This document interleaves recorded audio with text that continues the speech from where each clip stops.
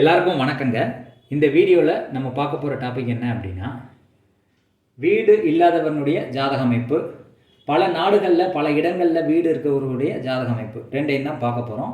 இந்த ரெண்டுக்கு என்ன ரூல்ஸ் இருக்குது அப்படின்னு ஃபஸ்ட்டு பார்ப்போம். வீடு இல்லாதவனுடைய ஜாதக அமைப்பு எப்படி இருக்கும் அப்படிங்கிறதுக்கு ரூல்ஸ் பார்ப்போம். 4ஆம் அதிபதி 9ஆம் அதிபதி குரு, இந்த 3 கிரகங்களும் சேர்ந்து 12வது இடத்துல இருக்குதுன்னு வச்சுக்கோங்களேன். அப்போ இவருக்கு வீடு இருக்காது அப்படின்னு சொல்லலாம். இதில் 4ஆம் அதிபதியோ 9ஆம் அதிபதியோ குருவோ ஏதோ ஒரு 1ஓ 2ஓ பாதிக்கப்பட்டு 12வது இடத்துல இருந்தது அப்படின்னா இவருக்கு வீடு கிடைக்காது அப்படின்னு சொல்லலாம். பல இடங்களில் வீடு இருக்குது ஒருத்தருக்கு அப்படிங்கிறதுனுடைய ஜாதக அமைப்பு எப்படி இருக்கும், அதனுடைய ரூல்ஸை பார்ப்போம். 4வது இடம் எந்த லக்னமானாலும் இருக்கட்டும், லக்னத்துக்கு 4வது இடம் சரராசியாக வரணும். அதுக்கு கான்செப்ட் என்ன அப்படின்னா, சரராசியாக லக்னம் விழுந்தால் தான் 4வது இடம் சரராசியாக வரும். சரராசிகளுடைய லக்னம் என்ன அப்படின்னா, மேசம், கடகம்,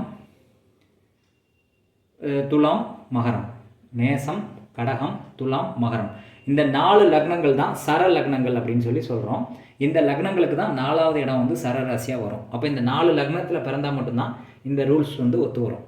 மேசம் 1வது ராசி, கடகம் 4வது ராசி, துலாம் 7வது ராசி, மகரம் 10வது ராசி.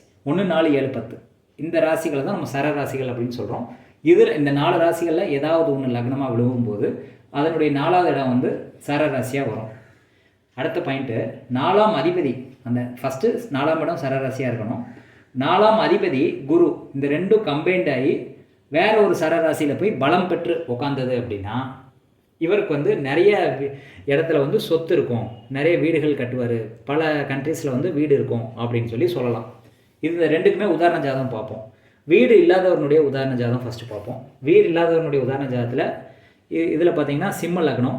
சிம்ம லக்னத்துக்கு 4ஆம் அதிபதியும் செவ்வாய் தான், 9ஆம் அதிபதியும் செவ்வாய் தான். இந்த ரெண்டுமே செவ்வாயாக வருது. இது இந்த 4ஆம் அதிபதியும் 9ஆம் அதிபதியும் ஆகிய செவ்வாய் குருவோடு சேர்ந்து 12வது இடத்துல இருக்குது. இதில் லக்னத்துக்கு 12வது இடத்துல செவ்வாயும் குருவும் கம்பைண்டாக இருக்குது. செவ்வாய் தான் ரெண்டுக்கும் காரகன், 4வது இடத்துக்கும் 9வது இடத்துக்கும்.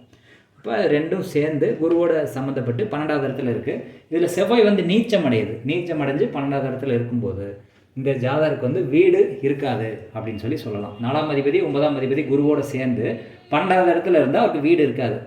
அதுக்கு உதாரண ஜாதகம் இது. பல நாடுகளில் பல இடங்களில் பல ஊர்களில் ஒருத்தர் வீடு வச்சுருக்காரு அப்படின்னா அந்த ஜாதக அமைப்பு எப்படி இருக்கும் அப்படின்னு 2வது உதாரணத்தில் பார்ப்போம்.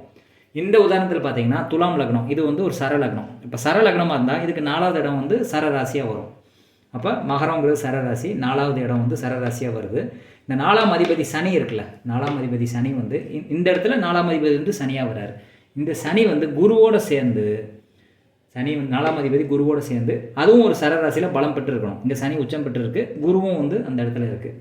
அப்போ சனியும் குருவும் சேர்ந்து ஒரு இடத்துல பலம் பெற்று இருக்குதுன்னு வச்சுக்கோங்களேன். அதுவும் சரராசியாக இருக்கிற பட்சத்தில் ஃபஸ்ட்டு 4ஆம் இடம் சரராசியாக இருக்கணும். 4ஆம் அதிபதி குருவோடு சேர்ந்து வேற ஒரு சரராசியில் பலம் பெற்று இருந்தால் இவர் பல கண்ட்ரியில் பல இடங்களில் வீடு வாங்குவார், வீடு வச்சுருப்பார் அப்படின்னு சொல்லலாம். இந்த 2 உதாரண ஜாதகத்தையும் நீங்கள் உங்களுக்கு யாருக்காவது வீடு இல்லாதவங்க ஜாதகம் இருந்துச்சுன்னா அதை செக் பண்ணி பாருங்கள். நிறைய வீடு ஒருத்தர் வச்சுருக்காரு அப்படின்னா அதையும் நீங்கள் பொருத்தி பாருங்கள். இது மட்டுமே ரூல்ஸ் கிடையாதுங்க, இதுவும் ஒரு ரூல்ஸ் அப்படின்னு சொல்கிறேன். இந்த அமைப்பு இருந்தால் மட்டும்தான் அவங்க இந்த மாதிரி வாங்குவாங்களா அப்படின்னா அப்படி கிடையாது. இதுவும் ஒரு ரூல்ஸ். இது பாவகத்தை வச்சு சொல்லக்கூடிய பலன்கள். இதே மாதிரி கிரகத்தை வச்சும் நீங்கள் பலன் சொல்லலாம், நட்சத்திரத்தை வச்சும் நீங்கள் பலன் சொல்லலாம். இப்போதைக்கு நான் போட்டுட்ருக்க வீடியோஸ் எல்லாமே பாவகத்தை வச்சு சொல்லக்கூடிய பலன்கள் சொல்லக்கூடிய வீடியோ தான் போட்டுட்ருக்கேன். இதுக்கு முன்னாடி பார்த்தீங்கன்னா மது அருந்துபவனுடைய ஜாதகத்தை போட்டிருந்தேன்.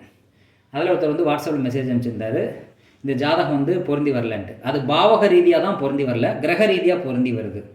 இப்போ நான் என்ன சொல்ல வரேன் அப்படின்னா, பாவக ரீதியாகவும் இதை பார்க்கலாம், கிரக ரீதியாகவும் இதை பார்க்கலாம், நட்சத்திர ரீதியாகவும் இதை பார்க்கலாம், 3 விதமாக பார்க்கலாம். இதில் பாவக ரீதியாக இந்த கான்செப்ட் அமைஞ்சால் கண்டிப்பாக அவங்களுக்கு இந்த அமைப்பு இருக்கும். அப்படி இருக்கிறவங்களுக்கு தான் அந்த வீடு அமையும் அப்படின்னு சொல்கிறேன். இப்படி அமைப்பு இல்லை அப்படின்னா கிரக ரீதியாக சம்மந்தப்பட்டாலும் அவருக்கு நிறைய வீடுகள் இருக்கும், நட்சத்திர ரீதியாக சம்மந்தப்பட்டாலும் நிறைய வீடுகள் இருக்கும். அதை நான் இப்போ போடல, பாவக ரீதியாக மட்டும்தான் எக்ஸ்பிளைன் பண்ணுறேன். பாவக ரீதியாக அது பொருந்தி வருதாங்கிறத நீங்கள் செக் பண்ணி பார்த்துக்கோங்க. இந்த பதிவு உங்களுக்கு யூஸ்ஃபுல்லாக இருக்கும்னு நான் நம்புகிறேன். நன்றி, வணக்கம்.